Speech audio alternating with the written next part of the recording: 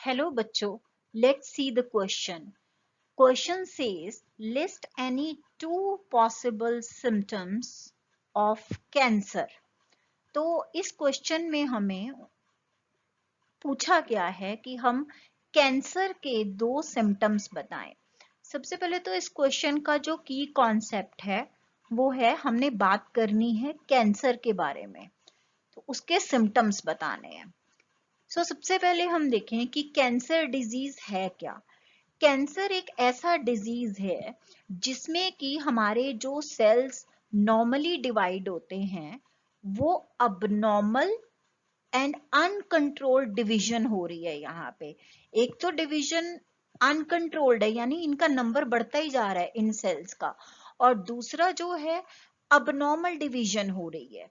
तो ये abnormal and uncontrolled division जो सेल्स की हो रही है, इसकी वजह से नंबर ऑफ सेल्स बढ़ जाएंगे और इन सेल्स को हम लोग कहते हैं कैंसर सेल्स। अब जब इनका नंबर बढ़ जाए, इन कैंसर सेल्स का, ऑर्डिनरी सेल्स का नहीं, जब इन कैंसर सेल्स का नंबर बढ़ेगा तो ये क्या करते हैं, जो आसपास वाले सेल्स होते हैं, ये अगर ये कैंसर सेल्स हैं, अगर इनका ग्रोथ अबनॉर्मल हो रहा है तो जो सराउंडिंग टिश्यू है, जो आसपास वाले टिश्यूज हैं, वो डैमेज हो जाएंगे। तो ये एक बहुत ही सीरियस डिजीज है।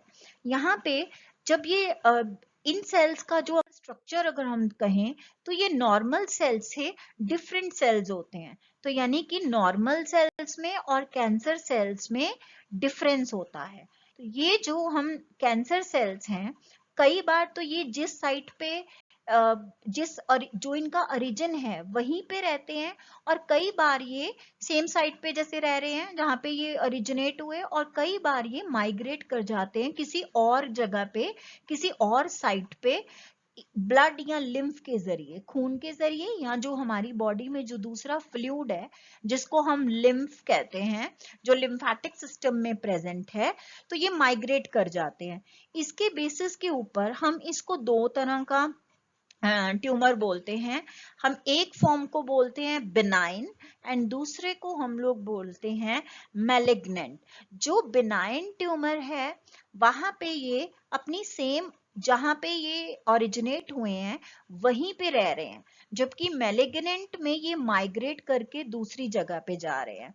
तो जब हम यहाँ पे कॉजेज की अगर बात करें तो इनके जो बेसिकली कॉजेज में कोई केमिकल्स हो सकते हैं जिनकी वजह से कैंसर हो रहा है पर्सन को, कोई जेनेटिक रीजन हो सकता है जिसकी वजह से कैंसर हो रहा है पर्सन को, या रेडिएशंस की वजह से, अगर बहुत ज्यादा एक्सपोज्ड हैं रेडिएशंस को, फॉर एग्जांपल यूवी रेडिएशंस हैं जो स्किन कैंसर कॉज करती हैं।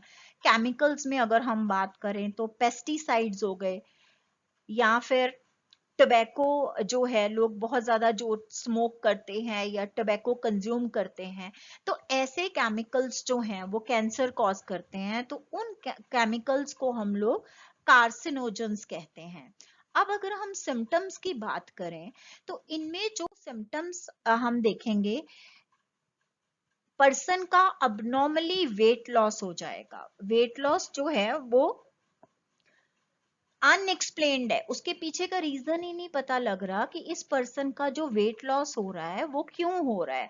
तो अनएक्सप्लेन्ड वेट लॉस हो सकता है, और इसकी वजह से डाइजेस्टिव सिस्टम में भी प्रॉब्लम होगी, एंड दूसरा बाउल मूवमेंट्स में भी प्रॉब्लम हो जाएगी। तो digestive system and bowel habits, जो पर्सन का नॉर्मल पॉटी जाने का रूटीन है, वो सारी की सारी हैबिट्स यहाँ पे चेंज हो जाएंगी जो एक दूसरे के साथ रिलेटेड है। इसके अलावा पर्सन के जो वाट्स या यहाँ पे हम कहें मोल्स होते हैं, उनके अंदर चेंज आना शुरू हो जाता है। तो ये भी एक मेन सिम्टम हो सकता है। और एक जो बहुत ही मेजर सिम्टम है कि पर्सन के ब्लीडिंग होनी शुरू हो जाती है, और ये जो ब्लीडिंग हो रही है ये किसी इंजरी की वजह से नहीं हो रही है, ये स्किन से हो सकती है, ये माउथ से हो सकती है, या बॉडी की और कोई ओपनिंग है वहां से अनएक्सप्लेन्ड ब्लीडिंग हो रही है। तो ये इसके सिम्टम हो सकते हैं। I hope you understood it well. Best of luck.